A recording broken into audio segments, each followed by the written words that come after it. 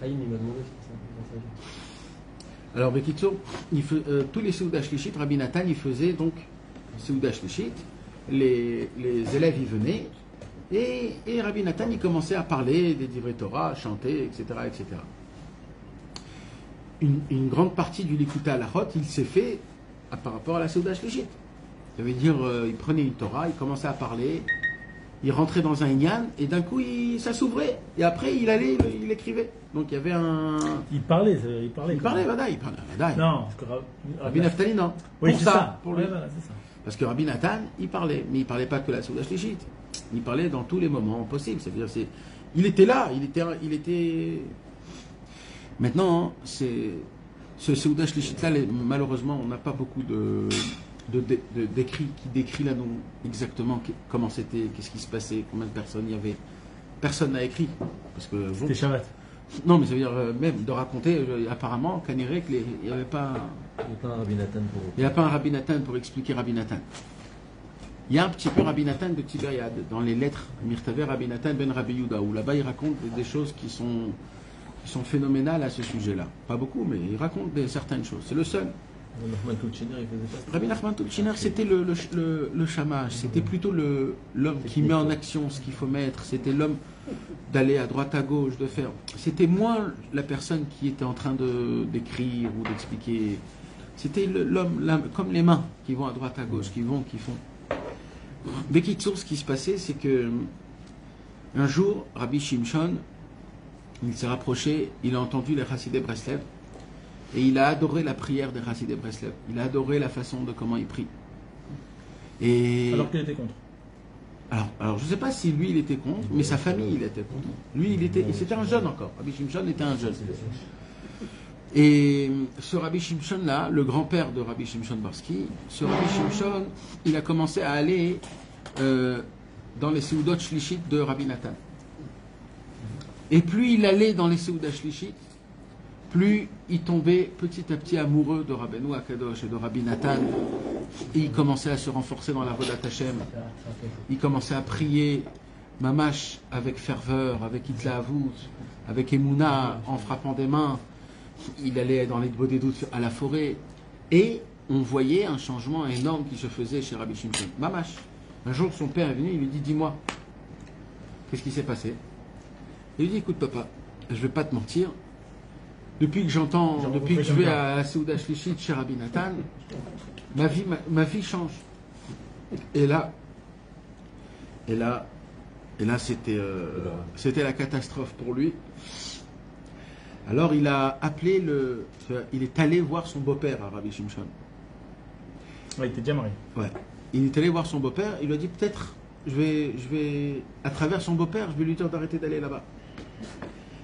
Et à cette époque, il habitait chez le beau-père. Il a parlé avec le beau-père il lui a dit ne t'inquiète pas, Ani Imnaoto, je vais l'empêcher d'aller chez Rabbi Nathan. Les bonnes habitudes n'ont pas changé. Ouais. Ça reste pareil, l'histoire se répète.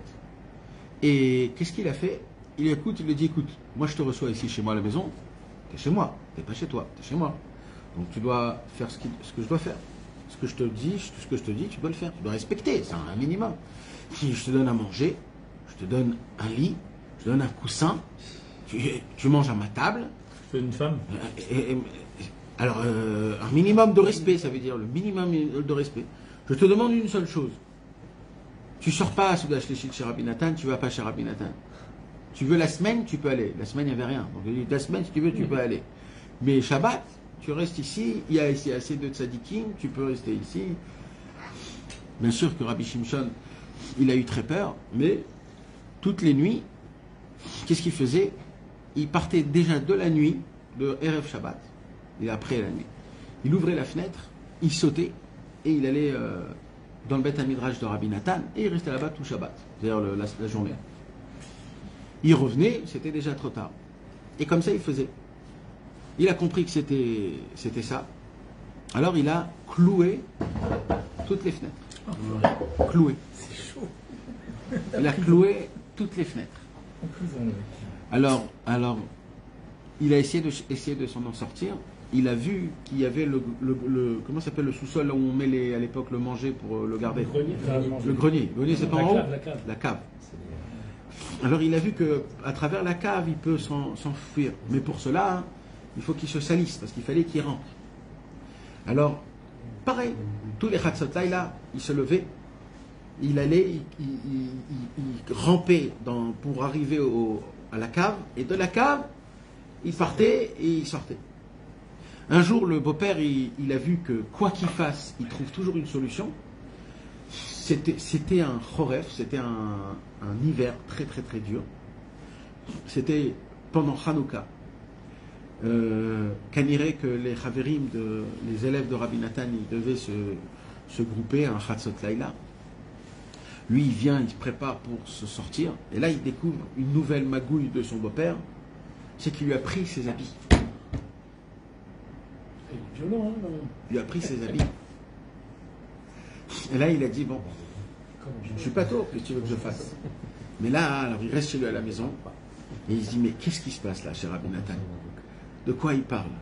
Ils sont en train de chanter, ils sont en train de crier, ils sont des simchas, ils étudient Rabbeinu. Oh, il a des languissements qui commencent à lui turbuler tout le ventre, et comme un lion dans une cage, comme un lion dans une cage. Il a dit, j'y vais même tout nu s'il faut. Vite, il a cherché à droite, à gauche, il a trouvé que deux choses. Il a trouvé de très grandes bottes. C'était à l'époque quand il fallait sortir il a mis des grandes bottes. La botte de sel. Et un grand manteau en fourrure très... pas pour les gens normaux, ça veut dire c'était les manteaux de rustres, quoi, des manteaux, tu sais, les très épais qu'on voit dans des vrais manteaux. Et lui, il s'est dit, comme ça je sors. Il est sorti en pyjama avec des bottes et un grand manteau de fourrure. Il a sauté, je ne sais pas qu'est-ce qu'il a fait, il a sauté, il est arrivé, quand il a ouvert la porte des élèves, comme pour rentrer chez Rabbi Nathan, tout le monde s'est mis à rigoler de comment il était.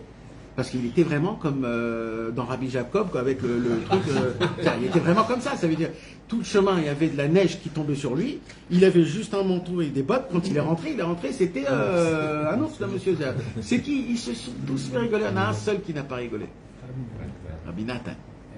Rabbi Nathan, il a compris tout de suite le problème qu'il a, ce qui s'est passé. Il n'est pas venu à l'heure.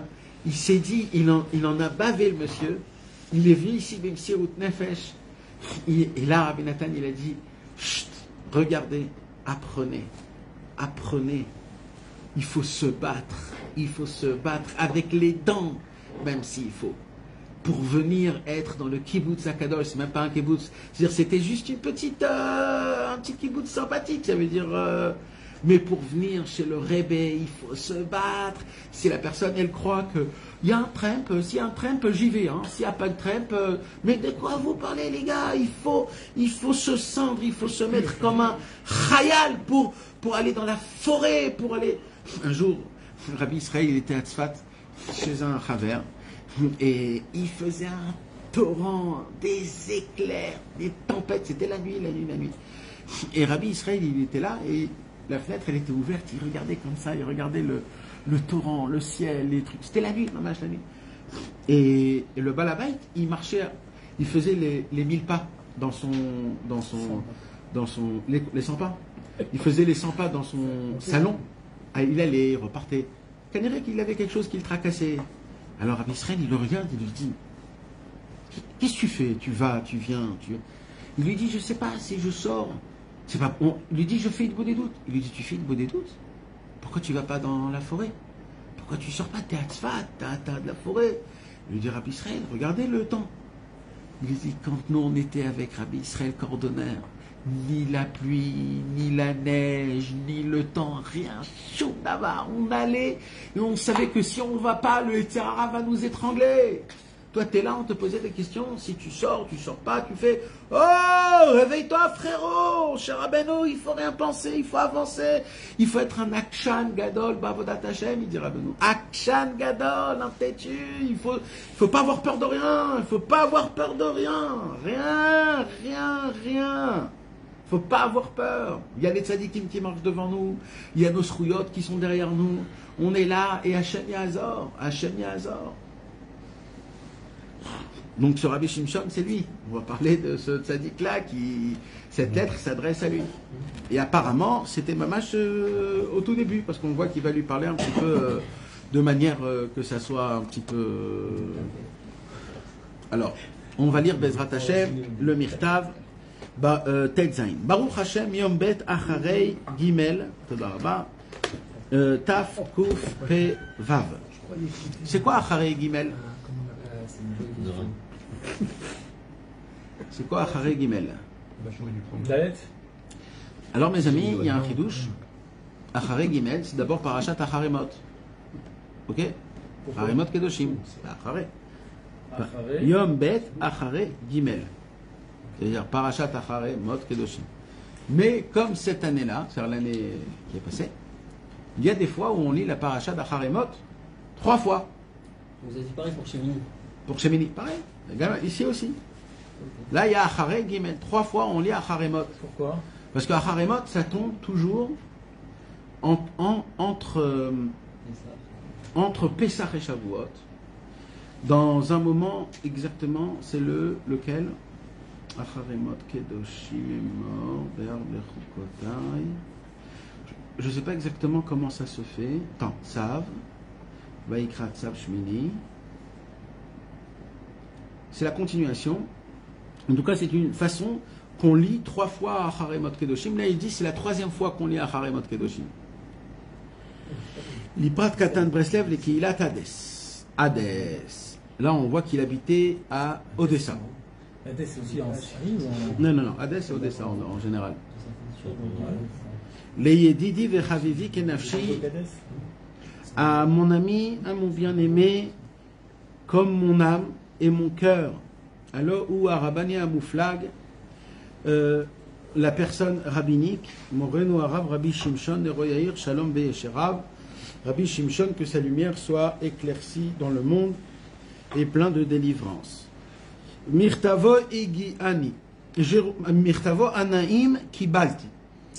Sa lettre agréable a été reçue. Ça veut dire que il lui a envoyé une lettre, Rabbi Shimshon, à Rabbi Nathan, et Rabbi Nathan, il a reçu sa lettre. Et Kibalti or l'arba asar benissan. Et je l'ai reçu quand? Je l'ai reçu le 14 Nissan. Le 14 Nissan, c'est-à-dire Mamash Erev Pesach. Imayain Gefen al arba kosot shel Geoula, avec le vin que tu m'as emmené pour les 4 verres. Alors il faut que vous sachiez quelque chose à l'époque, les amis, en Ukraine, il n'y avait pas de vin. Pas de vin. Il n'y avait pas de vin.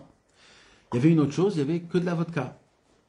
Il y avait le truc des insectes. Alors, qu'est-ce qu'il y avait à part le vin? Comment on fait qui douche alors? Alors, il y avait autre chose. Il y avait du vin de raisin sec. C'est quoi le vin de raisin sec? C'est tu prends des raisins secs, tu mets un quart de raisin sec et 3 quarts d'eau. Quand tu mets un quart de raisin sec, 3 quarts d'eau, après 3-4 jours, ça commence à devenir du vin. Et c'était ça le vin d'à l'époque. À l'époque, comme il faisait froid en Ukraine, il n'y avait pas de possibilité pour que les raisins ils puissent tenir. Alors les raisins, tout de suite, ils devenaient metsumakim, ils devenaient mou, sec. Alors c'était la seule possibilité de faire du vin. Mais à Pessah, mes amis, c'est un problème de faire avec du vin de tsimukim. Alors, ils avaient besoin d'essayer de se procurer un vrai vin. Et un vrai vin coûtait très très cher. C'est où qu'on achetait des vrais vins? À Odessa. À Odessa, il y avait la mer. Là-bas, il y avait les comment ça s'appelle, le Massa ou Matan, les marchands qui venaient. Et tout de suite, les Juifs, ils achetaient là-bas, ils revendaient dans toute l'Ukraine. Donc, il a demandé, Rabbi Nathan, à Rabbi Shimshon Barski, ça se peut qu'il a demandé, ça se peut que non. Mais Rabbi Shimshon Barski lui a envoyé à Rabbi Nathan donc le vin Nirvod Pesach. Donc là, il lui remercie. Arba Kosot Shel Geoula, Kos Yeshuot Esa, Isamet Hashem Berov Brachot, que Dieu lui envoie toutes les bénédictions, Bechol Touv, dans tout le bien, Bezeu Baba la Netzar, dans ce monde-ci, dans le monde futur, à l'éternité, Bezrat Hashem. Point.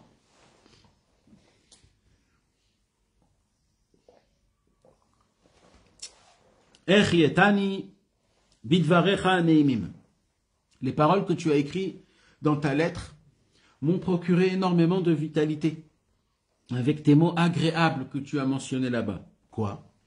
Amegalim, Tchukat, Lipra et la Emet. Qui, ils me font montrer ce que tu m'as écrit dans ta lettre. Ça me fait montrer combien tu cherches la vérité.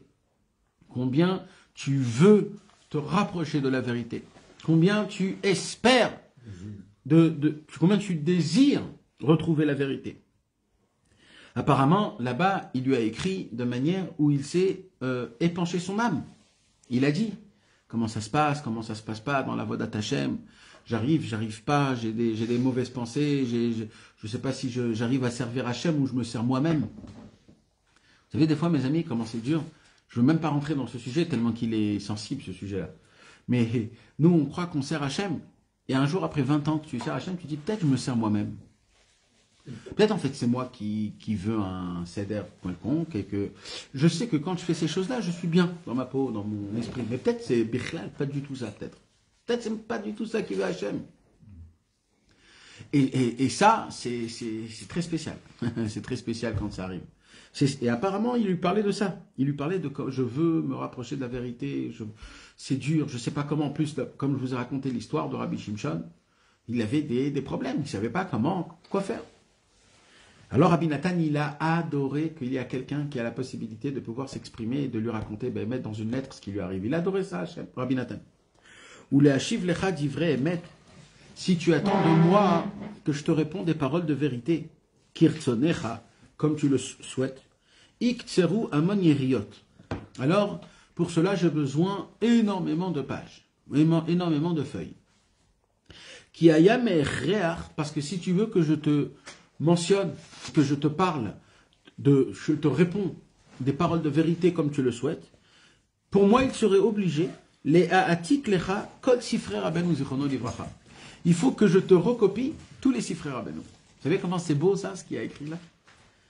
C'est énorme. Rabbi Nathan, il dit, mes amis, vous croyez que moi j'ai des choses qu'il n'y a pas écrites dans les sifrei Rabbeinu? Est-ce qu'il existe un trésor qu'il n'est pas dans les sifrei Rabbeinu? Est-ce qu'il y a une bonté qu'il n'existe pas dans les sifrei Rabbeinu? Il n'y a pas.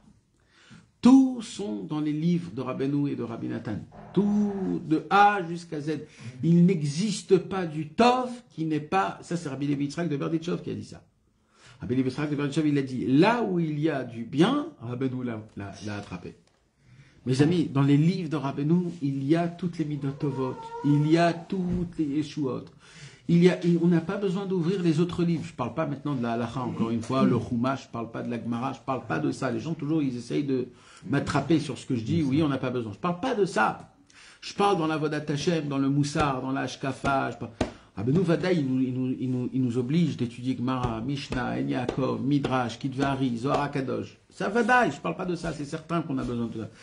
Mais à part les livres obligatoires qu'on doit étudier tous les jours, il n'y a pas besoin d'aller chercher des autres livres de Moussar, chez Torah, ou alors d'une Dracha, ou d'une Sira, ou de voir autre part. Il n'y a pas besoin. On a ici réellement les conseils qu'on a besoin pour se battre contre le Yetzer Hara. Maintenant, s'il y a quelqu'un qui veut feuilleter un livre parce qu'il n'a rien à faire de sa vie et il veut un petit peu lire certaines choses, pas de problème. Mais il faut savoir une chose, quand nous on étudie les sifrei Rabbeinu, il y a un but pour ça. Le but, c'est Tarsissé Milchama. Tarsissé Milchama, c'est de se créer des armes pour combattre contre le Yetzer Hara. Celui qui recherche mettre des armes, comment combattre le Yetzer Hara, il y a dans les sifrei Rabbeinu tous les modèles qu'un homme il a besoin pour combattre le Yetzer Hara, pour devenir une personne meilleure, plus posée, plus joyeuse, plus pure, plus simple, plus parfaite. Il n'y a pas besoin d'aller chercher autre part. Il n'y a pas quelque chose que tu trouveras autre part, écrit d'une autre manière. Il n'y a pas besoin. C'est de la perte de temps. Et là, c'est ce qu'il lui dit. Il lui dit, tu veux que je te réponde? Alors, ok, pour te répondre, il faut que je te recopie tous les sifrei Rabbeinu. Ukvar mevoar baem. Écoutez maintenant les shvachim que Rabbi Nathan il va dire sur les sifrei Rabbeinu. Ukvar mevoar baem. C'est déjà écrit et mentionné dans les livres de Rabbeinu. Ma sheyesh bo, l'école echad ve'echad, pour chacun et chacun en particulier. Mes amis, Je répète cette phrase. Ukvan mevoar baem, ma sheyesh bo lechol echad ve'echad lefi madrigato, lefi mekomo, ushaato, beshivto beveto, belechto baderech. Dans les livres de Rabbeinu Akadosh est mentionné tout ce qu'un homme il a besoin, toutes sortes de personnes, dans tous les niveaux possibles. Chacun d'après là où il habite, là où il est né, là où il est actuellement, et le moment réel de là où il est. Quand il est chez lui à la maison, quand il est en voyage, quand il est autre part, Rabbeinu sait donner la parole, le chemin, les conseils à toutes sortes de personnes qu'ils ont besoin dans toutes les sortes de niveaux. En kol davar ne'elam imecha. Il n'y a rien qui a été enfoui ou perdu ou qui n'a pas parlé de certaines choses. Tu vas jamais rien trouver, quelque chose dans des autres livres qui ne sont pas écrits dans nos propres livres. Et il y a une condition, c'est que tu puisses étudier ces livres-là comme il le faut, avec un cœur de vérité. Il faut être sincère. Il faut que quand tu ouvres les livres de Rabbeinu Akadosh, il faut que tu sois sincère devant le livre, c'est-à-dire tu veux apprendre qui est Hachem, tu veux essayer de changer, et tu espères de changer grâce aux beaux conseils qu'il a. Afor baem ve'afor baem. Remue et remue les livres. Ou me'em lo tazoua, ne bouge pas de ces livres-là. Chez En Lechamida Tova même, tu ne peux pas trouver meilleur que autre part. Mes amis, surtout essayez de ne pas penser ou réfléchir ou croire dans votre tête comme si que parce que c'est surtout un langage qu'il y a écrit ici aujourd'hui 200 ans plus tard, que comme si que quelqu'un il se vante, voilà, chez nous c'est meilleur, c'est nous les meilleurs, nos livres ils sont meilleurs, regardez pas autre part. Ça nous rappelle un petit peu comme un, mais je vais vous dire quelque chose les amis, c'est de la réalité, voilà. C'est de la réalité. Comment tu veux que je l'écris d'une autre façon? C'est de la réalité. C'est de la réalité. Rabbeinu Akadosh, c'est un trésor de Hirat Shamayim. C'est un trésor. Quand tu ouvres ce trésor, tu vas trouver une richesse inimaginable. Alors tu veux que je t'explique quoi? Tu veux que je te fasse un dessin? Et tu veux que je te dise non, c'est rien du tout? Non, je vais te dire la vérité. La vérité, c'est que tout le bien au monde qui existe, il est dedans. Voilà, je vais vous le dire. Il n'y a pas d'autre bien que ça. C'est une richesse qui n'existe pas autre part. Elle n'existe pas, cette richesse, autre part. Et je suis un menteur si je le dis pas. Je suis un lâche si je vous le dis pas et je vous le répète pas, il dit Rabbi Nathan. Je suis un lâche et un voleur parce que je vous dévoile pas ce qu'il y a dans ce trésor. Dans le trésor, c'est Rabbeinu, c'est le trésor. Et dans Rabbeinu, dans ses livres, il y a tout le bien possible, tous les midot tovot, toutes les bons conseils pour tenir, pour révéler à Kadosh Baruch Hu. Chazak ve'emat, force et courage. Achi chavivi, mon frère bien-aimé, veillez Didi et mon ami. Uschor et boracha becholet, rappelle-toi de ton Créateur chaque instant. Snafil ou bishat amasa ou matan, même quand tu es dans le business, rappelle-toi d'Hachem. Ou mikol sheken betapna, il y a plus forte raison quand tu ne travailles pas, que là tu as un petit peu plus de temps pour essayer de penser à Hachem. Alors là-bas, pense encore plus de Dieu. On a des fois de temps en temps une situation, une idée menteuse, que cette idée-là, elle nous dit, il y a un temps pour tout, il y a un temps pour la détente, il y a un temps quand je travaille, il y a un temps quand je fais ça, je peux me permettre un petit peu de ne pas penser à Hachem, ou alors un petit peu de détente, comme on appelle ça Hachem, hein. Je me détends 2 secondes, là, tu me laisses un petit peu tranquille, et ça n'existe pas. Ça n'existe pas. Chez Rabbi Nathan, la plus grande faute, c'est pas de fauter des fautes. La plus grande faute, c'est d'oublier Hachem. C'est-à-dire quoi, oublier Hachem? Je parle pas juste de me rappeler Hachem. C'est pas de ça que je parle. C'est le Hol. C'est le Hol Malchut Shamayim, le fait qu'il y a un Dieu tout-puissant, suprême, de toute la création, qui se tient au-dessus de moi, et qui est là, et que moi je le sers. Je suis venu dans ce monde-ci, pas pour moi-même. C'est pas moi qui ai choisi de venir dans ce monde. C'est Hachem qui a choisi de m'amener dans ce monde-ci. Moi, je ne m'appartiens pas à moi-même. Si je me permets de boire un jus d'orange, c'est oser devant Hachem Yitbarach. Mais on va dire que Dieu m'a donné la permission. Mais de base, moi, je ne m'appartiens pas à moi. Si mon corps me demande certaines choses, c'est pas simple de lui donner. Pour nous, c'est aussi simple. T'as pas quelque chose, un petit bonbon, je veux juste du salé là, je veux un peu de sucré parce que j'ai mangé du salé tout à l'heure, donc je veux un petit peu du sucré. Et tiens, un hamsout aussi au milieu, comme ça me fait un petit peu la bouche. Maintenant, mes amis, qui te permet? Comme si, t'es le patron de qui pour manger ces choses-là? Comment t'as choisi? Qui te donne la permission, Birlal? Toi, tu t'appartiens à toi-même de dormir dans un lit, d'un matelas de 7000 shekels. Qui t'a permis de dormir dans un lit comme ça? Comment tu te permets On ne s'appartient pas à soi-même. Mais Akadosh Baruch Hu, il a dit, vous savez quoi? Allez, je vous donne tout. Mais une chose, rappelez-vous de moi. Rappelez-vous, vous êtes venus dans ce monde-ci pour me glorifier, pour vous découvrir, pour découvrir qui vous êtes, pour que vous puissiez me servir. Donc, il y a un but dans ce monde-ci. C'est pas que je fais ce que je veux, je fais ce qu'on me demande. Je fais pas ce que je veux, je fais ce qu'on me demande. C'est ça de se rappeler d'Hachem. De se rappeler d'Hachem, c'est de savoir tout le temps, chaque seconde, dans ce monde-ci, je suis descend par une volonté que c'est Dieu qui le voulait, c'est pas moi. Et moi, je ne m'appartiens pas à moi-même, j'appartiens à Hachem. Et je dois entendre Hachem, car moi, j'appartiens à Hachem, je dois faire ce que lui, il veut. Donc, je dois toujours me rappeler que je suis un serviteur d'Hachem. C'est ce qu'il lui dit ici. Quand tu es au travail, quand tu es là, quand tu es ici, quand tu es à la maison, quand tu es avec tes enfants, quand tu es avec ta femme, quand tu es avec tes copains, rappelle-toi d'Hachem Yitbarach. Les man Hachem, je t'en supplie. Il lui dit ici, parmi tous les conseils, il va mentionner un conseil. Parmi tous les conseils. Apparemment, Rabbi Shimshon, dans la lettre, il lui a posé plein de questions. Et là, il va lui répondre à travers un seul conseil. Les man Hachem, je t'en supplie. L'artof et Zécha, vole de ta journée 1 heure. Les farej sichatra, pour t'exprimer. Les fana vidbarach devant Dieu. Ka'asher iziranu rabenu zichrono livracha, comme notre maître nous l'a ordonné. Pe'ami men mispar, infiniment. Chazak, chazak, sois fort et renforce-toi. Beitraskut radash, avec un renforcement renouveau. Bechol yom, tous les jours, tu dois te renforcer à nouveau. Là, Rabbi Nathan, il nous dit une chose très claire. C'est quoi qu'il nous dit?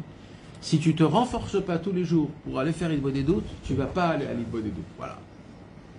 Si tu crois que l'Hitbod des doutes, c'est de te dire, bon, je vais essayer d'aller tous les jours de 3 à 4, frérot, tu ne vas pas aller. Voilà, sache-le. Tu ne te mens pas. Ne te mens pas, parce que pour aller faire l'Hitbod des doutes, pour voler 1 heure de la journée et parler avec Hachem, il faut se renouveler et se renforcer tous les jours en se disant, aujourd'hui, c'est la première fois que je vais dans l'Hitbod des doutes. Et ça, c'est plus que toutes les autres etzot. Ouais. Ah, c'est plus que toutes les autres etzot. Tu sais pourquoi? C'est difficile, même tu connais plein des fois, c'est difficile. Nahon. Mais dans Hitbod des doutes, il y a une chose encore plus difficile que le reste. C'est vrai que Chatzot... Les gvois. Alors non. L'Hitbod des doutes, on a un problème, c'est notre subconscient. Notre subconscient, on n'a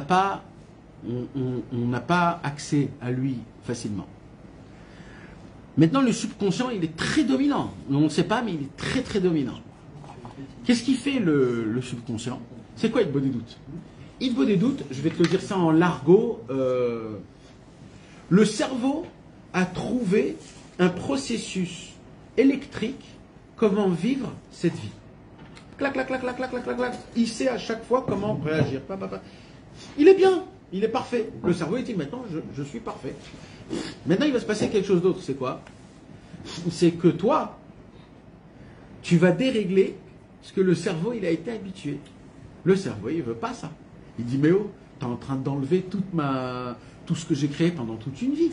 Je sais comment tu dois réagir quand quelqu'un il t'insulte. Je sais comment tu dois réagir quand quelqu'un qui se moque de toi. Je t'ai déjà écrit comment réagir quand tu gagnes pas d'argent, quand tu gagnes de l'argent. Tu sais, là on s'énerve, là on dit un gros mot, là on pète les câbles. Et là le cerveau il dit c'est moi le patron, c'est comme ça. Et toi tu vas aller contre lui, tu vas lui dire non. Je veux que quand on m'insulte, je baisse la tête, je dis merci Hachem Yitbarach, Toda Rabba. Le cerveau il dit mais c'est pas possible, mais c'est pas comme ça que moi je t'ai ordonné. Donc il y a le subconscient qui va venir se battre contre l'Hitbod des doutes. Le subconscient, c'est le démiurge? Non, Le subconscient, c'est le troisième cerveau, le noyau, c'est le zikaron. Celui qui... L'automatisme. C'est l'automatisme. Tout ce que tu as créé. C'est tout ce qu'il y a dans ce monde-ci, il analyse en fonction de... Voilà, les réflexes. C'est des choses que tu ne peux pas. C'est très dur d'arriver dans le subconscient. C'est très très dedans. Le dimion, c'est à part. Le dimion, il entoure le cerveau. C'est à part. Mais et le subconscient, de base, il se bat quand il pose des doutes. Il sait que c'est lui. S'il l'enlève, il ne reste plus rien. Donc, à part tout le Inyan, si tu ne te renforces pas dans l'île des doutes, mamache, tu te dis aujourd'hui, je me bats pour aller. Alors, il n'y a pas. Même si le Ratson, il est grand. Même si le Ratson, il est grand. Le subconscient, il tremble devant l'île des doutes. Et chaque pas que tu fais à l'île des doutes, chaque pas, c'est comme si tu prends un marteau de 5 kilos et tu défonces le subconscient. Chaque pas, même pas quand tu parles. Il y a des histoires que Rabbi Israël Ber, il a raconté que quand Rabbi Israël Cordonneur, il est niftar, alors il était dévasté. Il était dévasté totalement parce que il a connu Rabbeinu que de Rabbi Israël Cordonneur. Donc il se dit maintenant qui va s'occuper de moi. En plus, il est niftar Rabbi Israël Cordonneur. Quand Rabbi Israël Ber, il était très jeune. Il avait à peine 22 ans. Il avait 22 ans, de 17 ans à 22 ans. Donc il est encore tout jeune. Je fais comment, moi, pour me rapprocher de Rabbeinu? Comment je fais? Et il a commencé à voyager à Yerushalayim. À l'époque, pour voyager à Yerushalayim, ça prenait une semaine en entière. Il fallait prendre le chameau de Tibériade jusqu'à Haïfa. De Haïfa, il fallait prendre un autobus qu'il fallait payer, qu'il y avait un seul bus par jour ou un seul bus par semaine, je ne me rappelle pas. Tu payais, c'était très compliqué. Tu voyageais, il y avait des taranotes, ils s'arrêtaient à Tel Aviv.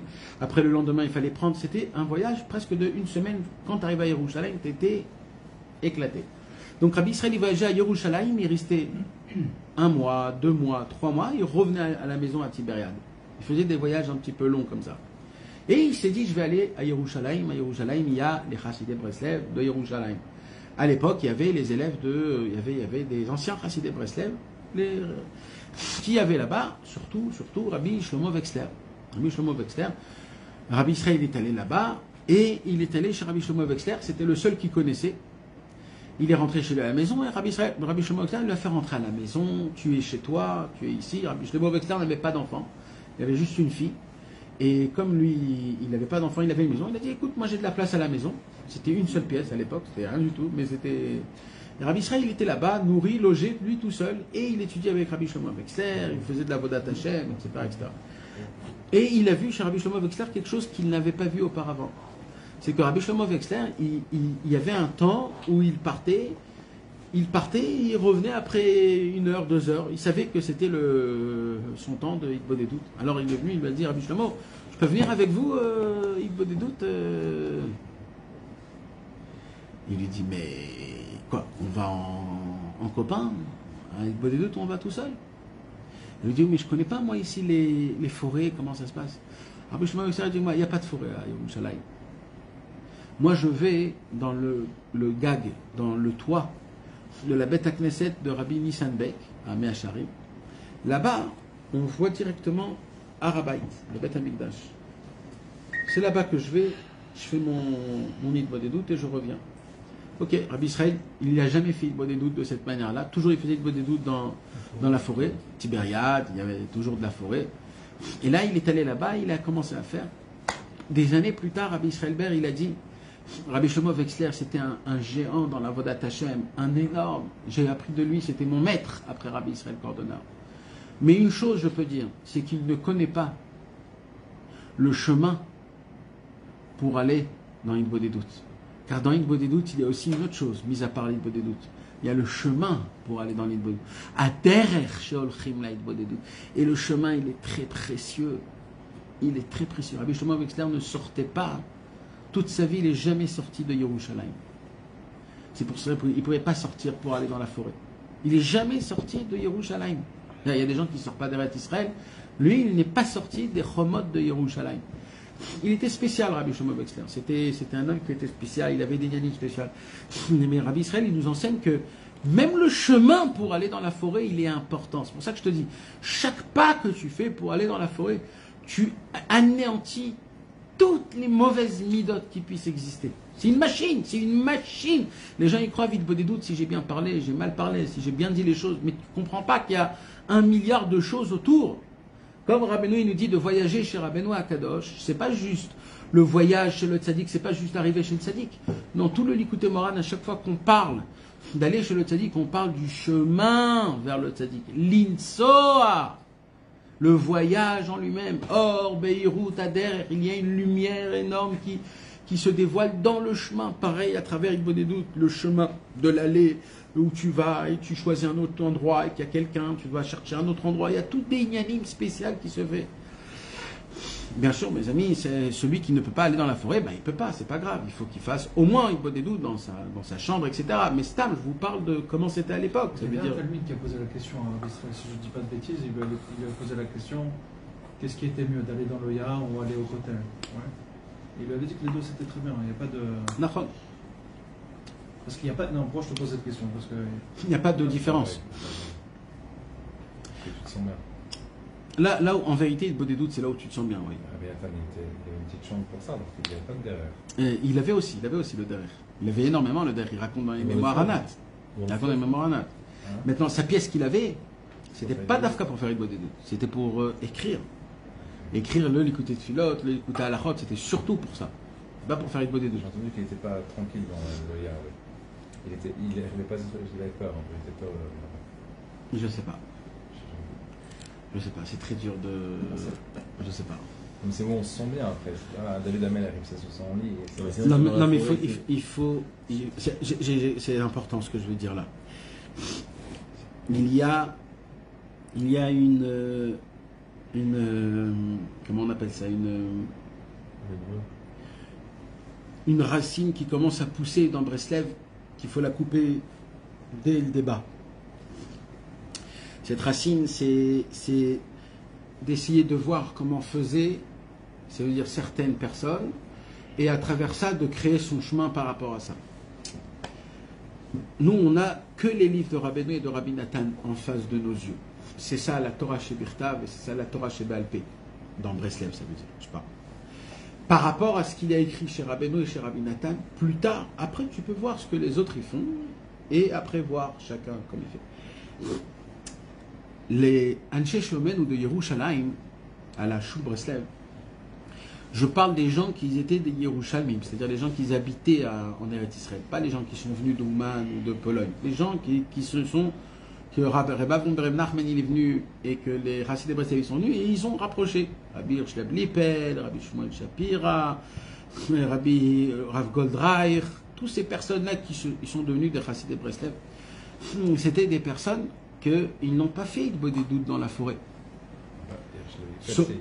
Rabbi Shlomo était à Ouman. Mais ça veut dire, s'ils allaient dans la forêt, c'était, on va dire, quand ils voyageaient à Méron. Alors, comme à Méron, c'était loin de tout, alors ils allaient dans la forêt comme ça, parce que c'était un mérite et un sout. Mais de base, dans leur avodat Hashem, ça veut dire, eux, ça leur suffisait d'aller à Shimon HaTzadik, d'aller dans les Kivrei Tzadikim à l'époque. Et c'était là-bas qu'ils faisaient leur Igbo des doutes.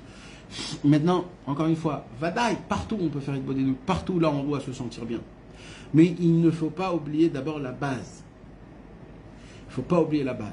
La base, c'est comme Rabbeinu nous l'enseigne dans la Torah 52, Aneor Balayla, Ame'alech Bederech Echidi, Umefane Libo Levatala, Areze Mitrayev Ben Afsho. Il dit Rabbeinu Akadosh, l'Igbo des doutes.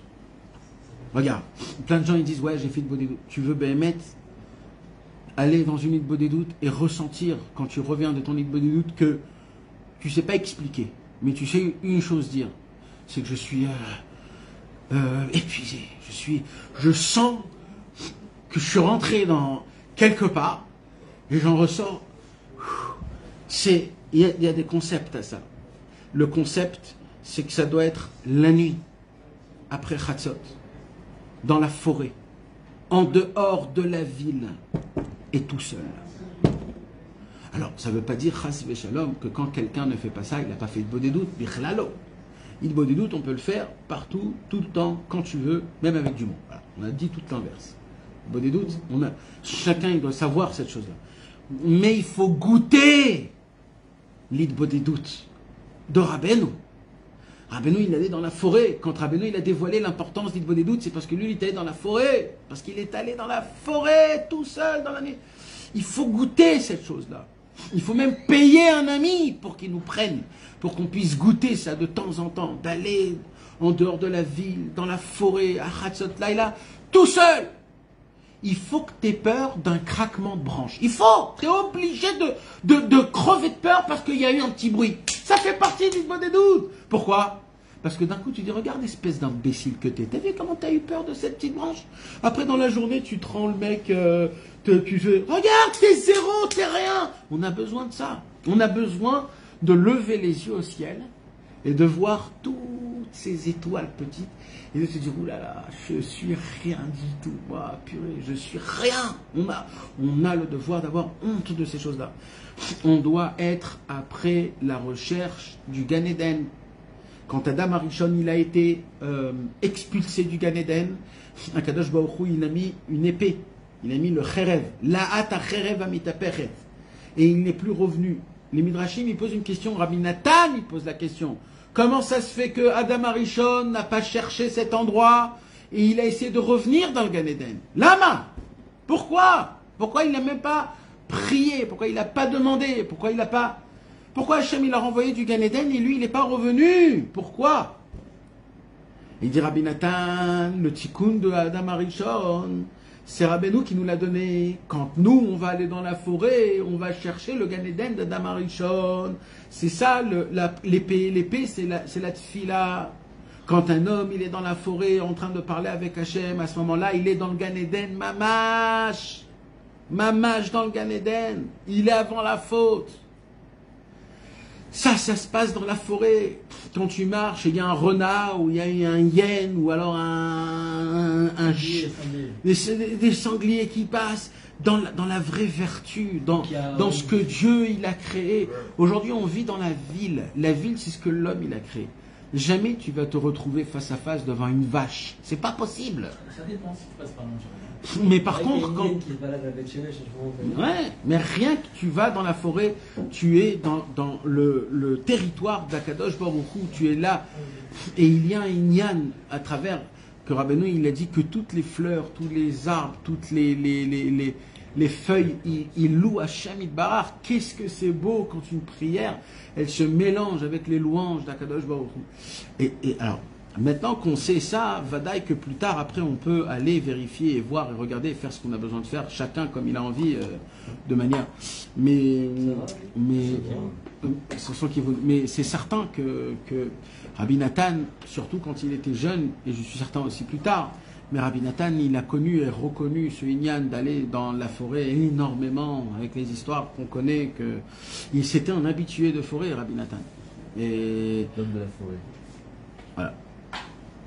Alors, le seul conseil que Rabbi Nathan il donne à Rabbi Shimshon ici, pour découvrir le Hémet, c'est Hidbodedut. Je ne sais pas si je vous en ai parlé, mes amis, mais on en a parlé jeudi dernier. Rabbi Nathan, il parle qu'il y a trois sortes de mensonges. Il y a trois sortes de mensonges. Le premier mensonge, c'est quoi? C'est quand le menteur, il voit le vrai. Il ne peut pas supporter le vrai. Alors qu'est-ce qu'il fait le menteur, le mensonge? Le mensonge, il va détruire la vérité. C'est la seule chose qu'il peut faire. Alors il va essayer de la détruire. T'es nul, t'es naze, je vais te rabaisser, je vais te frapper, je vais te taper. Il dit Rabbi Nathan, il y a un deuxième niveau, c'est quand le mensonge, il dit que c'est moi la vérité. Jusqu'à maintenant, c'était toi la vérité. Alors, mais je vais te frapper, mais quand je vois que tu commences à te révoiler dans le monde et que c'est toi la vérité, alors maintenant je vais me proclamer c'est moi la vérité. Il va changer. Donc c'est le mensonge qui se fait appeler vrai. Sans être métier à la vérité. Et là, c'est un problème plus grand parce que là maintenant je me dis où est la vérité? Là ou là? Je sais pas. Et Rabbi Nathan il dit mais il y a un troisième problème qui est encore plus dur, c'est quand il y en a 150 qui se lèvent et qui disent c'est moi le vrai. Là tu dis, là vous exagérez les messieurs. Là, je sais pas. 150 qui disent que c'est que chez moi la vérité, qu'est-ce que je fais? Alors il dit Rabbi Nathan, le premier, comment on fait? il faut donner de la force à la vérité pour que la vérité se maintienne devant le mensonge, parce qu'on a dit que c'est le mensonge qui fait.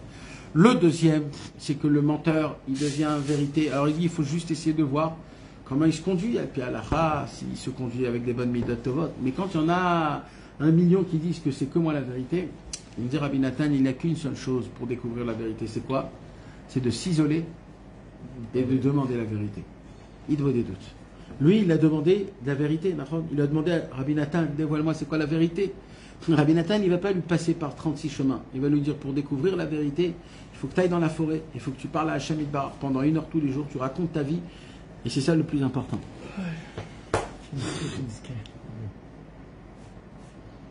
Et ve'er she'avor beitraskut chadash bechol yom ve'al yeva'alucha rayonecha. Ne laisse pas tes pensées, tes idées te faire peur. Mishum davar shebaolam, de rien, par rien au monde.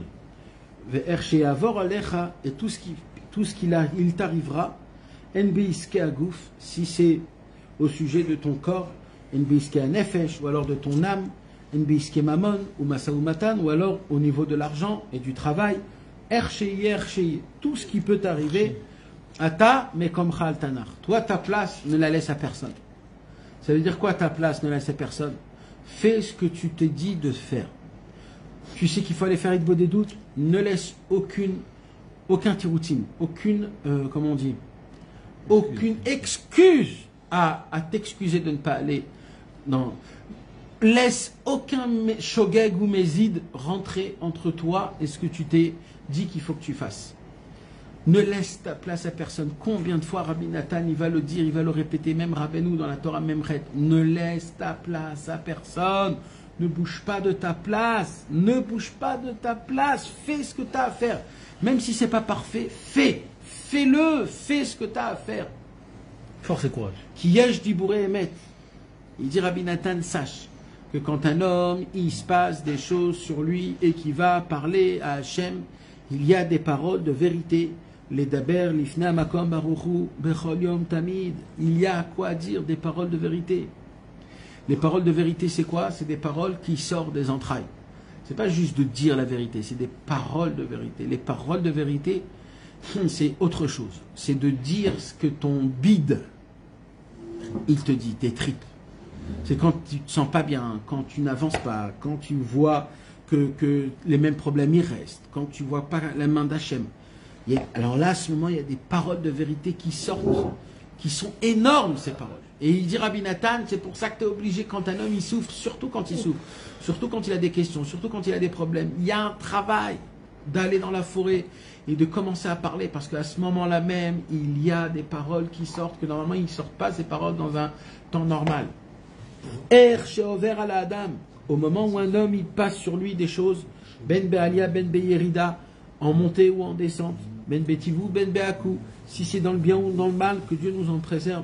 Fe'en shum tirutz ba'olam klal, il n'y a aucune excuse à ne pas aller parler, s'exprimer devant Hachem.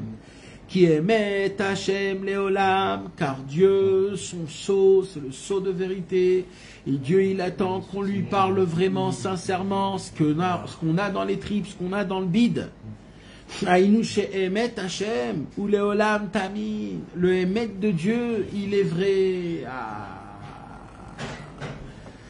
Cette phrase-là, elle est exceptionnelle. Rabbi Nathan, il dit dans un écouté à la Chot que ce pasouk-là l'a énormément aidé dans la Vodat Hashem, au moment de la Marloquette.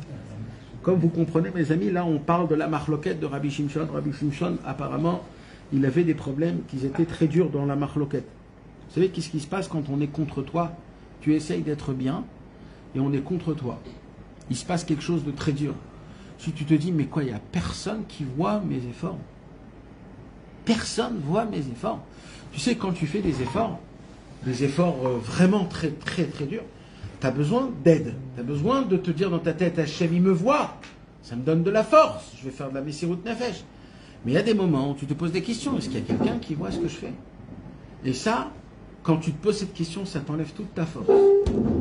Et il dit Rabbi Nathan, plusieurs fois, quand il y avait la Marloquette, c'était très, très dur, tu te demandais, pas sur Hachem, mais tu te demandais, mais pourquoi je fais tout ça? Ça veut dire, j'en ai fait plus, je crois, on dirait que j'en ai fait plus. Et il dit, Rabbi Nathan, il y a un passouk qui m'a aidé tout le temps. Emet Hashem Leolam. Dieu, il est Emet. Et Dieu, il voit la vérité. Et c'est ce qu'il lui dit ici. Il dit, toi, peut-être, tu souffres. Tu comprends pas. Tu te demandes où est la vérité. C'est pas possible que la vérité, elle est avec les gens qui m'empêchent de me rapprocher d'Hachem. Qui m'empêchent. Alors il lui dit, Aïnou she'emet Hashem ou Leolam tamid ve'et shum davar sheba olam. Il n'y a rien dans le monde, à ouvert à la Adam, qui se passe sur l'homme.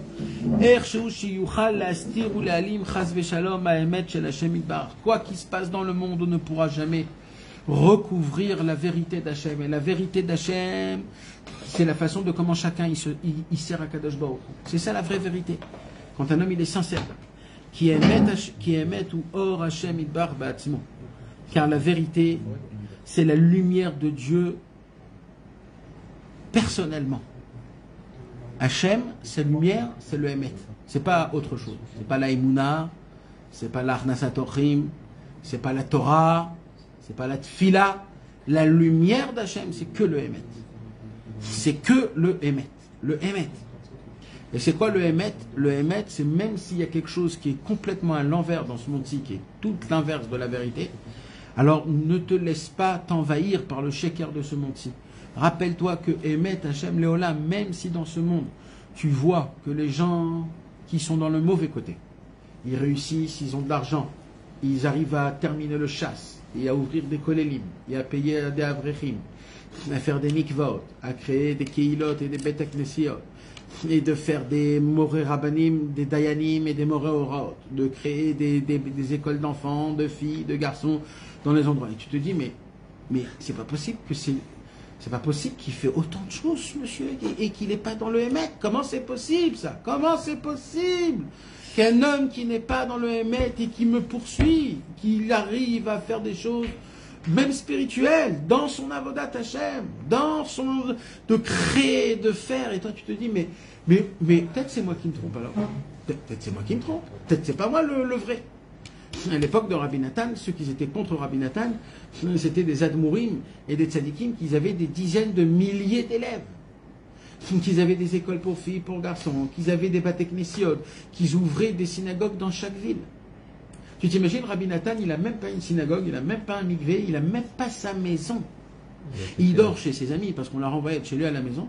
Et avec tout ça, les élèves, ils doivent se renforcer. On est dans la vérité. Il y a un moment où tu te dis, où est Hachem? Où est le Emet? Surtout, il y en a 4 élèves. Il y a très peu qui sont restés. Il y en a 5. Il y en a 5 qui sont restés. Il n'y a pas toutes les touches ici. Mais ça, c'était un moment spécial. Mais ça veut dire, à part ça, imagine-toi le Inyan. Rabbi Nathan, il dit, il y avait le grand Shavuot. À Shavuot, il y avait le Savraner. Le Savraner, c'était l'homme qui a été contre Rabbi Nathan très très durement. Et chez le Savraner, à Shavuot, est venu, il dit là-bas, 10 000 personnes. Et ils sont tous venus avec de l'argent. Ils sont tous venus, ils ont donné ils ont donné au Rébé.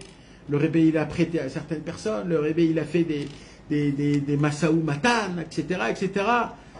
Et chez Rabbi Nathan, ils sont venus une quarantaine de personnes, tous sans rien, tous sans manger. Ils sont venus chez Rabbi Nathan lui prendre son manger à lui, manger sur son compte à lui. Il venait pas avec des gâteaux, du vin, non, Choum d'avar. Et quand ils repartaient, il disait Rabbi Nathan, t'as pas un petit conseil dans la Avodat Hashem ou une petite pièce pour retourner dans le...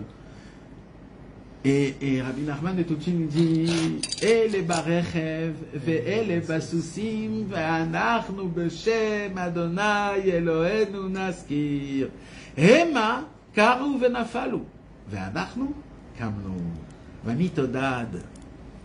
C'est ça la différence. Il y a des gens qui voyagent avec les belles bagnoles, les belles tout comme il faut, les charrettes avec des chevaux, avec... Ils sont là, Malchout, avec la royauté, etc. Et il y a des gens qui sont là, qui marchent, et que c'est dur, et que leurs valises y tombent, et qui salissent, et qui sont là, et les enfants ils courent, et t'en peux plus, t'es énervé, tes trucs qui sont à droite, à gauche, t'es là, tu dis mais pourquoi je suis venu, qu'est-ce que je fous, où j'en suis, je comprends rien de ce qui se passe, etc. Et il dit mais au moment où tu arrives au point central, le point central, tu découvres que toi, il te reste qu'une seule chose. Hashem Yitbarach. Alors, Emma, Karu Venafalu. Eux, quand ils tombent, ils tombent. Quand eux, ils se prosternent, ils tombent. Ve'anachnu, nous, quand on tombe, Kamnu Vanitoda, nous, on arrive à se lever. Comme la fameuse histoire. Un jour, il y avait un élève de Rabbi Nathan, il marchait dans la rue, et le pauvre, il est tombé, il s'est sali. Et là, il y avait un cholek qui est passé à côté, il lui a dit, hey, tu sais pourquoi t'es tombé? Il me dit, pourquoi? Il dit, parce que t'es un chassid Breslev. Il lui dit, ah bon? Alors moi, je vais te dire, je suis tombé parce que j'ai fauté. Je vais me lever parce que je suis un chassid Breslev. C'est ça le Emet. Emma, karu venafalu, vanachnu, kamnu vanitoda. Il a dit aussi à sa grand-mère que lui, il a laissé la bouteille vide. Ouais, ça c'est un autre ignan. Et moi je parle pas de lui personnellement, je parle de comment on voyait, parce que tu sais où c'était Savran, c'est juste à côté d'Ouman, Breslev. Savran, c'est juste à côté. Ça veut dire les voyages, quand ils voyageaient, on voyait des tonnes et des tonnes. Et là il y a des moments dans ta vie que tu te dis, mais où est le Emet? Un homme, il veut se rapprocher de Rabbeinu, il essaye de se renforcer, il essaye de faire Ibodedou, d'être Bessimcha. Il rentre chez lui à la maison, sa maison c'est un calvaire, il y a des problèmes, sa femme n'est jamais contente, les enfants ils sont défoncés de tous les côtés, la maison elle est éclatée comme si il y a une bombe atomique qui est entrée. Tu te dis, mais quoi, on est obligé de vivre comme ça, mais où est le Emet? Ça veut dire, comment ça se passe? Il n'y a pas un jour où ça change. Et tu te poses la question. Il dit Rabbi Nathan, c'est pour cela que je suis obligé de te dire, Emet Hashem Leolam. Sache que Dieu, il garde la vérité. Elle est chez lui, la vérité. C'est pour cela que le monde, il n'a pas la vérité. Pourquoi? Parce que Hachem, il garde la vérité dans sa poche. Elle est là. Elle n'est pas donnée à tout le monde. Donc tout le monde, ils ne sont pas dans le Emet. Mais toi, si tu fais des comptes par rapport à tout le monde, tu ne pourras pas voir la chose. Mais Emet, Hachem, sache que la vérité, elle est dans la poche d'Hachem. C'est ça qu'il dit ici. Donc elle est cachée aux yeux des gens. C'est pour cela, ne laisse pas ta place à personne. Continue à faire ce que tu as besoin de faire. Ve'adibur ha'emet, et il dit Rabbi Nathan, c'est la fameuse Torah 112. Tzohar ta'aseh la teva.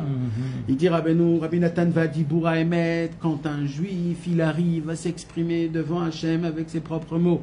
Quand il arrive à sortir de sa bouche des paroles de vérité qui sortent de ses entrées. Mais ir vekol mine chosher hafela shebaolam, alors ces paroles de vérité, ils vont lui éclaircir toutes les obscurités du monde. Mes amis, c'est énorme le conseil que Rabbeinu il nous parle, c'est énorme. Rabbeinu il nous dit, on peut arriver dans ce monde-ci, dans un labyrinthe où les lumières sont éteintes. Alors, nous, on connaît les labyrinthes où c'est allumé, d'accord? Mais Rabbeinu il dit, moi, ce monde-ci, c'est un labyrinthe où il n'y a pas de lumière. Ça veut dire, frérot, t'es là pour 70 ans, t'es coincé là. C'est pas 10 minutes, t'es coincé 70 ans. Alors on fait quoi? Il dit Rabbeinu, Vetamid Yecholin Limtsoptachim Lashul Hashem Yitbarach. On peut trouver des portes de sortie de ce labyrinthe. Comment? Aliédé Dibur Haemet, avec une parole de vérité. Il dit Rabbeinu, si tu veux allumer ta neshama, parle des paroles de vérité, de sincérité. C'est quoi des paroles de vérité, de sincérité? Ce ne sont pas les paroles qu'on t'a mis dans ton subconscient qu'il faut les dire. Hachem, rapproche-moi, Hachem, fais-moi un tzaddik, Hachem, fais-moi pur, Hachem, je veux terminer le chat. Ça, c'est des paroles qu'on nous a dit qu'il faut les dire. Il faut les dire. Mais on nous les a dit. C'est pas encore le vrai toi. C'est quoi le vrai toi? Quand on va appuyer dans ton cœur, on va faire comme ça. Pip! Ça va te faire tellement mal, que là, tu vas faire sortir une phrase. Oh! Cette lumière-là, elle t'a allumé, elle va allumer tout le labyrinthe, il va te faire sortir. De temps en temps, Hachem, il fait comme ça. Pim! Il te fait là un peu mal, tu éclates, t'en peux plus. Et là, tu dis, ah, Hachem, j'en peux plus, sauve-moi tout de suite. Comment tu me fais ça? C'est pas possible. D'un coup, cette phrase, le mot que tu as dit pendant ce moment-là même, c'est un mot qui va te donner une lumière, qui va t'ouvrir tous les chemins. Et d'un coup, tu découvres qu'il n'y a pas d'obscurité. Tout est beau, tout est bien, tout est parfait. Mais il lui dit, mais pour dire cette phrase, il faut te faire un tout petit peu mal. Donc lui, juste une chose, le Rav Shimshon Barsky, celui-là qu'on parle, c'est le grand-père du Rav Shimshon Barsky qu'on voit. Ouais. Alors le Rav Shimshon Barsky, lui, celui qu'on connaît, lui, il assistait beaucoup dans la Hippo des doutes aussi. Il a fait la petite heure, le 20 minutes où il avait dit la petite heure. C'est ça, c'est très vrai. C'est très vrai, oui, très vrai. Chez Akala. Je sais pas. Je sais pas si c'est très vrai ou je Rabbi Shimshon Barsky, de base, lui, son petit-fils, il est né à Kruminchuk, comme je vous ai expliqué, à Kruminchuk, il n'y avait pas de Breslev à cette époque. Il a grandi pas dans un lieu orthodoxe à 100%, de base. Il fait des études et tout, non? Il a grandi dans des écoles ouais. Sionistes. Non, il n'y avait pas à l'époque, mais ça veut dire public. Rabbi Israël Cordonner, c'était son Chavruta. Il n'a pas rapproché. Je ne sais pas si c'est lui, qui l'a rapproché, mais c'était son Chavruta pendant 20 ans, 30 ans. Mais les deux, ils étaient, Rabbi Israël Cordonner et Rabbi Shimshon Barsky, ils étaient proches de Rabbi Moshe Breslever, les deux. Et Rabbi Shimshon Barsky, donc lui, il a eu ce rapprochement que les autres, ils n'ont pas eu le mérite. C'est pour ça que lui, le Inyan de Rabbeinu était brûlant, c'était éclaircissant jusqu'à la fin de tous les temps. Parce que lui, pendant beaucoup de temps, il était, on va dire, pas loin, mais il était à Batsad. Voilà. Et jusqu'à un jour, où, quand il voyageait à Ouman, à Rosh Hashanah, il y a quelqu'un qui l'a attrapé. Je ne me rappelle plus c'était qui, le nom, je ne me rappelle plus. Il lui a dit, mais t'es le Nechet de Rabbeinu, t'es le Nechet de Rabbeinu. Et c'est là. Et il a donné le guet au Olamazé, comme ça c'est écrit. Il a donné le guet. C'était un monsieur, c'était un moré de langue. Ah ouais. C'était un moré de langue. Il apprenait à lire et à écrire le russe, c'était un homme très méloumade. Comme ça, il a dit, j'ai donné le guet au Olamazé. Je prends. Je donnais le guet. Je ne veux rien. Shum davar. Kloum. Vous savez que le guet, c'est guimel et tête. Pourquoi ça s'appelle guet? Écoutez le chidouche. Parce que dans toute la Bible en entière, Torah, Nevim, Ketuvim, il n'existe pas le tirouf des milim de guimel et tête. Donc le guet, c'est quoi en fait? C'est de donner, c'est le mot, c'est-à-dire la séparation entre l'homme et la femme, comme le guimel et le tête qui n'est pas collé. Alors on se sépare. Dans toute la Bible, si tu regardes dans le truc, il n'existe pas la connotation du guimel et du tête, un collé avec l'autre. Dans le sens? Dans tout ce que tu veux, ça n'existe pas. C'est pour ça qu'on donne le mot guet. Le Rabbi Shimshon Barsky, il a dit moi. Le guet, c'est pas marqué dans la Torah, c'est marqué. Oui, mais ça veut dire même dans un autre mot, par exemple, je sais pas quoi. Il n'existe pas la connotation. Et d'où ça sort? De quoi? Guet. C'est pas dans la Torah. C'est un araméen. Ah, Un shtar, ça s'appelle un shtar. Shtar tout là. Et ben, Rabbi Shimshon Barsky, il a donné le guet à Olamazé. Voilà. Je ne sais pas si ça existe, ce concept-là, Bichlal, dans le monde, Bichlal. Même à l'époque des Chassidim du Baal Shem Tov. Bémet.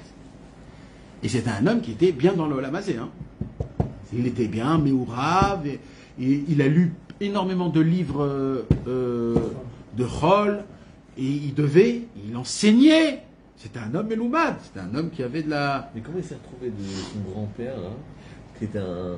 Alors, on ne sait pas, c'est à cause de l'habitation, on ne sait pas exactement le Inyan de...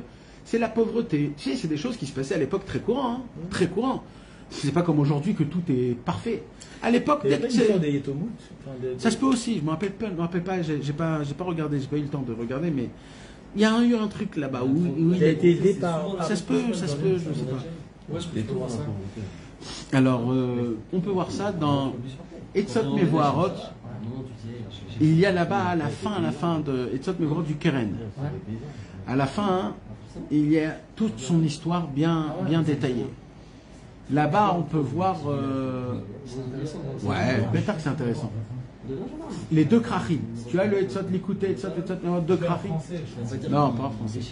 Mais qui est sur le... Si, les deux krachim, voilà, c'est ça. Voilà, donne-moi le deuxième. Mirtavé, Rabbi Shimshon. Voilà, donne-moi le deuxième. Dans le deuxième, il y a... Ils ont mis toutes ces lettres aussi dans Rabbi Shimshon, c'est exceptionnel. Toutes ces... C'est une clarté d'un Yeshuvadat quand il écrit. Rabbi Shimshon, c'était on peut dire, c'est l'homme de Yeshuvadat le plus grand qu'on peut savoir. C'est l'homme qui a su équilibrer le feu et l'eau de Rabbeinu.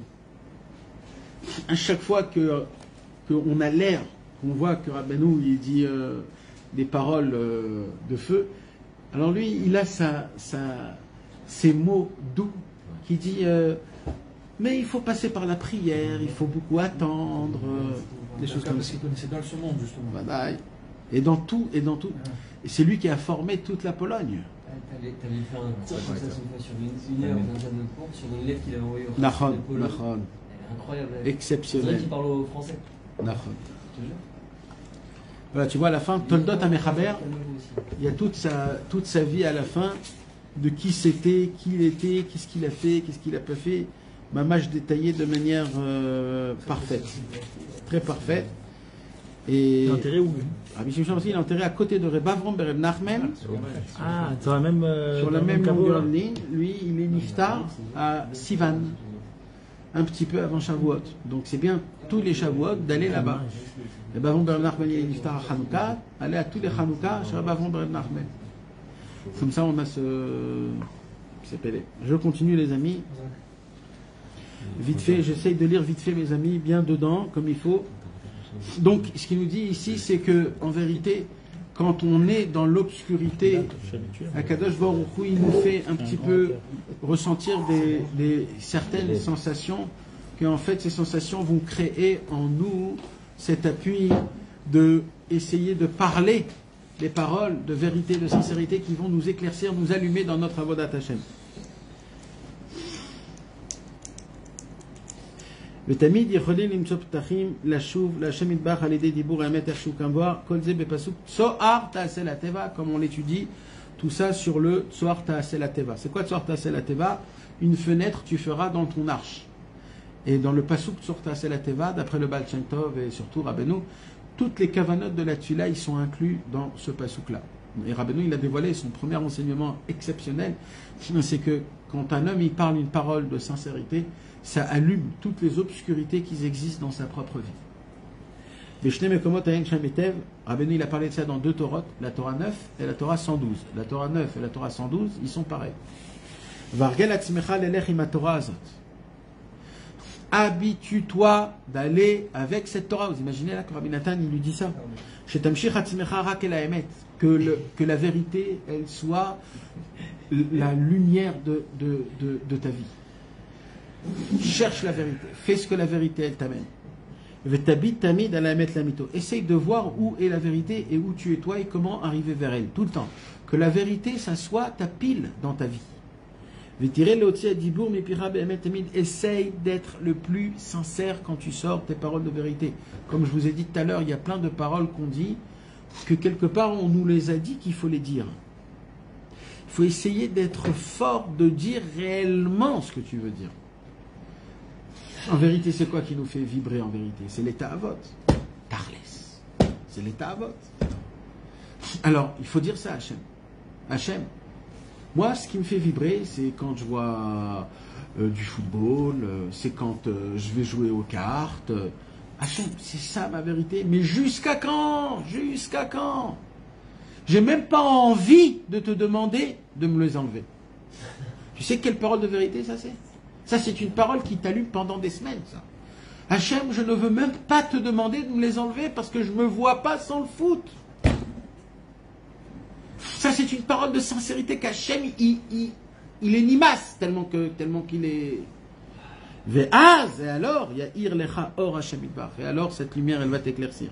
Bechol makom, là où tu seras. Asher atacham becholet, dans chaque moment, dans chaque instant.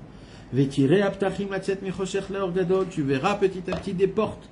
Comment sortir de toute l'obscurité. Ve'tuchal iskor b'Hachem itbar tamid, et comme ça, tu pourras te rappeler de Dieu. Car Dieu il est avec toi à chaque moment, à chaque instant. Ou les man Hashem, je t'en supplie.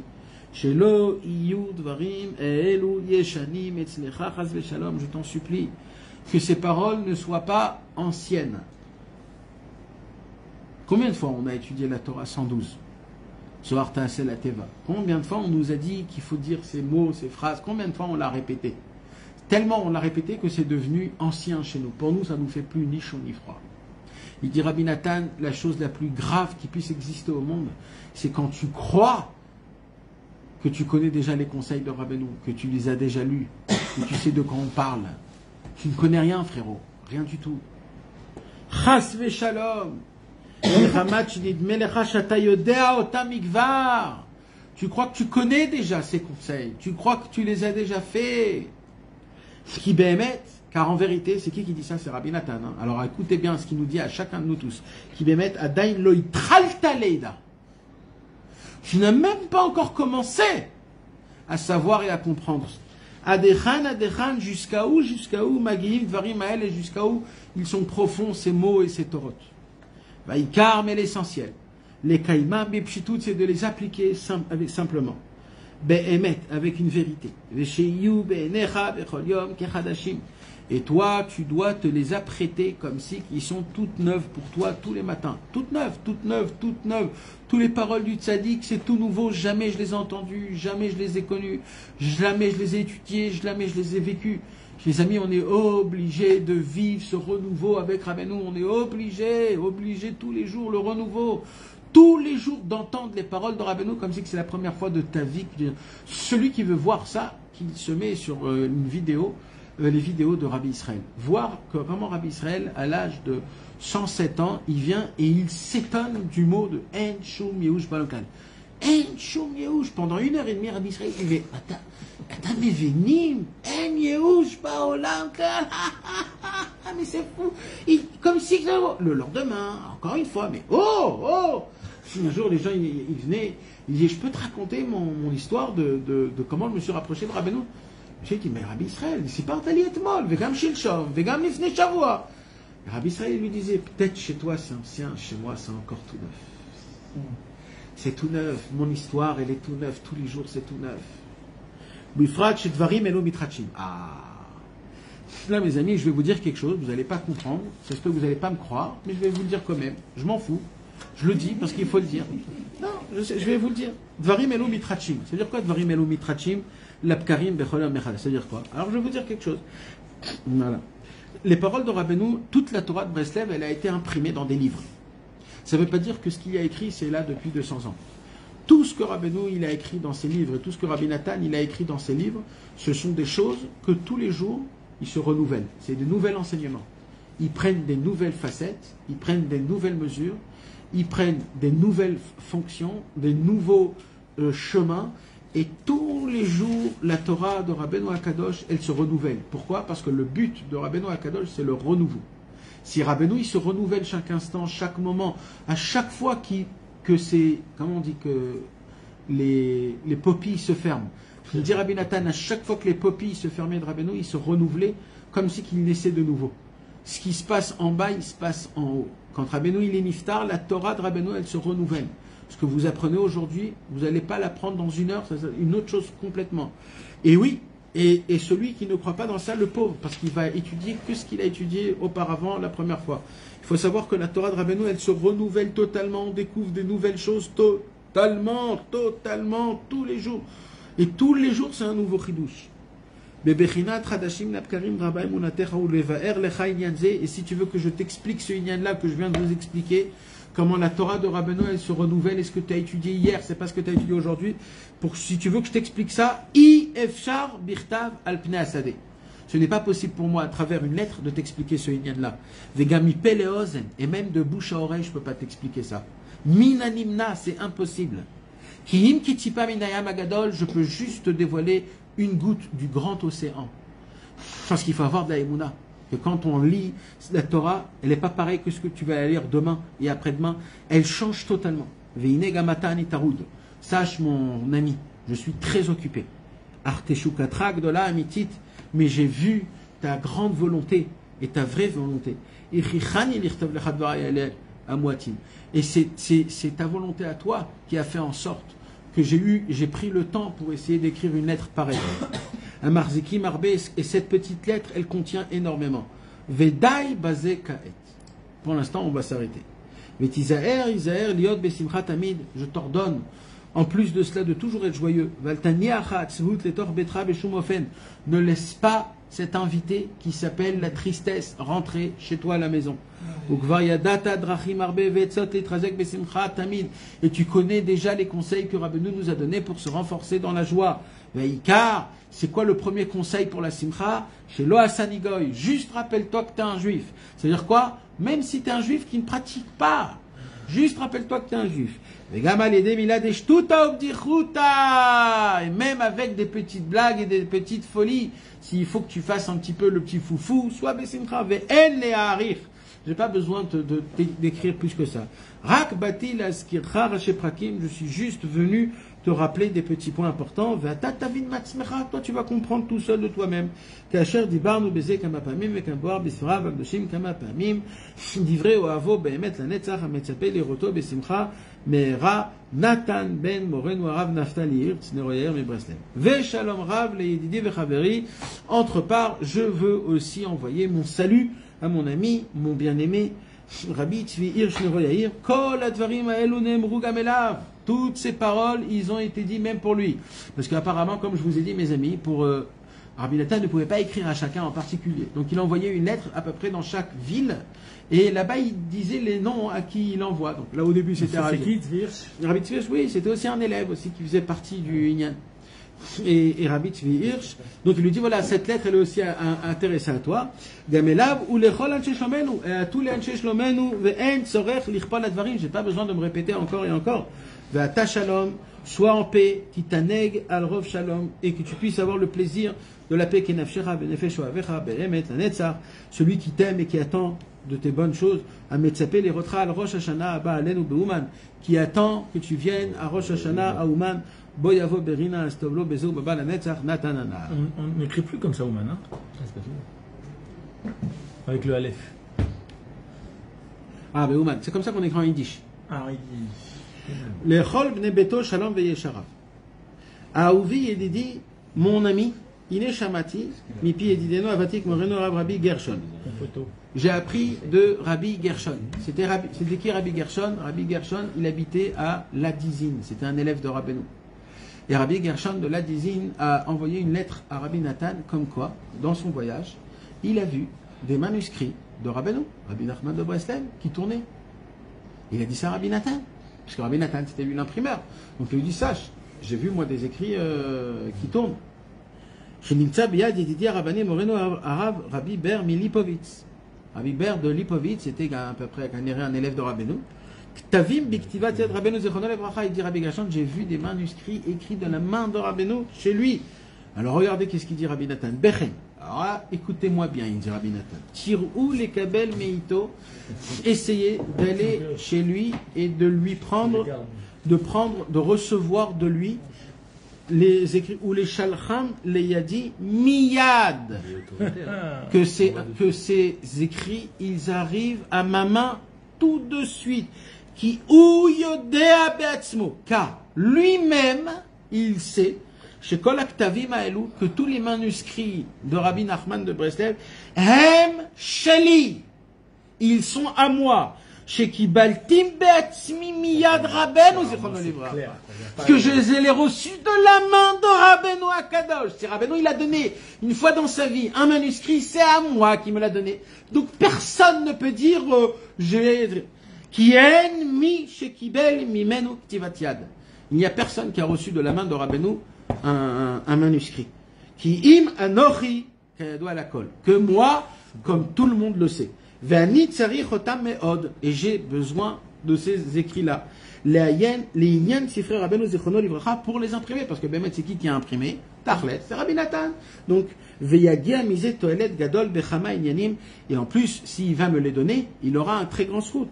Ou srout à Rabbi Melav. Ce sera un srout de Rabbim. Ve'elav Enam Nitzrachim Klal. Et lui, il n'en a même pas besoin. C'est juste pour se vanter ou pour dire j'en ai. Alken iré les sholchamli miyad. Alors donc je lui demande de me les envoyer tout de suite. Vani eten lo beadze share inyanim anitzrachim lo. Et si lui il a besoin d'autre chose, je peux lui donner une petite kippa, un petit de ça, un petit une fila. Je peux lui donner autre chose. Dainu tfilot shenit pesu ou tfilot shelonit pesu adain. Rakem biktav. S'il veut, je peux lui donner mes propres manuscrits de l'ikutet tfilot. ve'od varim kaele, des autres choses comme ça. Na me'od, je vous en supplie. Les bal yeshane acharei dvarai, qui commencent pas à changer, à faire des chokhmot dans ce que j'ai dit. Qui be'emet em sheli, ve'eni mochalam lo b'shum ofen. C'est beau de voir Nathan aussi catégorique. Ah là là, on n'a pas l'habitude, hein. Pourquoi tu trouves ça beau? Parce que c'est un Lévi. C'est un Lévi. Il y a pas, quand tu sors la mitraillette, ça fait toujours du bien. C'est bon. Ve'afilu imlo kiblam miyadi mamash. Et même s'il les a pas reçus de ma main, C'est mon côté jardien. mimi chez kiblam même chez lui, de celui qui l'a reçu, lui il a reçu de moi. Qui miyadi baoul yad achaverim anche shlomen, car tous les manuscrits de Rabbeinu, la racine, elles viennent de moi. Venit galgelou mechad lechavero, qui sont arrivés d'un à un autre, at shebaoul yado, jusqu'à qui sont venus dans ses mains. Ou bemet lo netatim le shum adam, qui im leatikam ou le'achziram limiyad. Et en général, quand je donne des manuscrits de Rabbeinu, c'était pour que les gens ils puissent recopier et me les rendre. Ve'ata enam nitzrachim lo. Et après qu'il les a recopiés, il n'a plus besoin. Akani tsarich lahem. Mais moi, j'ai besoin des manuscrits de Rabbeinu. Mikama tamim, pour plusieurs raisons. Mais j'ai pas envie de vous les dire. Alken chova alav le'achziram limiyad. Donc, je lui demande énormément qu'il me les rende. Ou muvtachanibo. Et je suis certain, chez Yekuyam Dvarai, que comme je le connais, il va m'écouter. Ou basé igom zchut arabim ledorot. Et grâce à ça, il aura un grand mérite pour beaucoup de générations. Parce que grâce à ça, on va les imprimer. Vigdal sraro me'asher yupushim biado. Et ça vaut mieux qu'il me les donne, qu'ils restent enfouis en lui, qui vont rien faire. Beiso zela. Chas veshalom. Ve'en le'arich yoter. Les ish kasher ve'oev ne'eman kemoto. Je n'ai pas besoin plus de écrire, puisque, après tout, c'est notre chaver. Et il est, quoi clair? Clair d'une manière de claircité. Alors, vous savez de quoi on parle? De quoi on parle? Donne-moi un écoute, Moran. Allez. C'est pas une facette de Rabbi Nathan qu'on a l'habitude de voir. Ouais, pas du tout. Oui, mais c'est ça qu'il faut savoir. Il sort les dents quand il faut. C'est que il reste noble en sortant les griffes. Comment il est resté noble? Il est barou, il est chad, il est chalak. Il aurait pu être un parrain de la mafia. On le dirait, il est menaçant.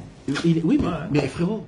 Mais non, parce qu'il sait pas qu'il a dit. Il a demandé une fois, il a refusé. C'est directement. Écoute, moi je m'y connais un petit peu dans ces niennes-là. Ce genre de choses, si tu sais pas tenir, alors on te prend. Ah, sache-le, ça c'est quelque chose qui part et qui se... Chez Rabbi Nathan, mais il faut que vous compreniez quelque chose. On est dans quelle année? Tafkouf Pevav. Le Likutei Moharan, il était imprimé Tafkouf Pe Aleph. C'est-à-dire il y a 5 ans que le Likutei Moharan, il a été imprimé. Et justement, c'est quoi? C'est le Chelek Aleph seulement De quoi? Qui a été imprimé? Non, tout. Alors c'est quoi la différence entre Chelek Aleph et Chelek Bet? On se pose la question là avec quelqu'un. Le Chelek Aleph et le Chelek Bet, c'est que quand le premier Likutei Moharan, il a été imprimé à l'époque de Rabbeinu, alors Rabbeinu, il a continué C'est ça, ok. à faire des Torah. Non, il y a eu une impression sans le Chelek Bet. Donc la première impression que Rabbeinu il a imprimée, c'était que le Chelek Aleph. Après l'année où Rabbeinu il niftar, que le Chelek Bet il a été imprimé. D'accord. Et en Tafkouf Pe Aleph, Ils ont refait il tout. a le Rabbi Nathan, il a créé le Likutei Moharan Comme on le connaît aujourd'hui. Mais là, il se passe quelque chose de très grave, c'est que Il y a un truc qui est pas Rabbi Gershon lui dit, j'ai vu des manuscrits de Rabbeinu. Alors tout de suite, il a dit tout de suite, on a besoin. Alors c'est quoi? C'est ça. Osafot, Torot, Miktav Yad, Rabbeinu. À la fin du Likutei Moharan, il y a des Torot qui sont écrits sans les Nekudot. Vous voyez de quoi je parle? D'accord. Osafot, Mitorot, Miktav Yad, Rabbeinu. Ils sont après le Likutei Moharan. Ils n'ont jamais été, je ne sais pas pourquoi, Ménoukad, étudiés, malheureusement. Adayam. Personne ne le fait. Adayam. On pourrait le faire. Ben vadaï. Et il faut le faire, il faut même l'étudier. Il y a des Torahs qui sont énormes, que les gens ne le savent pas. La semaine dernière, il y a une Torah en entière qui parlait de la paracha de la semaine, des Meraglim. Rav Lachem, Sov etar, Pnu Lachem Tsafon, a tout un inyan parfait. Et ça, c'est des nouvelles Torahs, donc, qui étaient chez Rabbi Lipa Lipovitz, qu'en fin de compte, il lui a envoyé à Rabbeinu et qu'ils ont été imprimés, la 3e imprimerie de Rabbi Nachman Nichirin, quand il a imprimé le Likutei Moharan. Donc, Pas en écoutant la chôte sur cette Torah? non. Mais ce qui est très intéressant, c'est qu'il y a des Torahs dans l'Likutei Moharan, et ça, c'est comme une deuxième version de cette Torah. Et tu arrives à faire la différence, c'est très sympathique. Pas tous, mais il y en a. Il y a des Torahs petites et des Torahs grandes, mamash de Chidushim, des choses. Maintenant, c'est certain que ça appartenait à Rabbi Nathan. Donc ça, c'est toutes les Osafot, Mitorot, Miktav Yad, Rabbeinu qu'on a vu qui parlait, Rabbi Nathan, dans... Donc on voit une très belle lettre, mes amis, la lettre du Emet. En vérité, le Emet, il faut savoir que combien même tout ce qui se passe à Kadosh Baruch Hu, il voit la vérité, il garde la vérité. On va mettre personnel. Et quand on sort la parole de vérité, c'est ça la lumière qui nous éclaircit dans tous les chemins possibles, Bezrat Hashem. Force et courage! Force et courage! Chevalier. C'est pas un signe de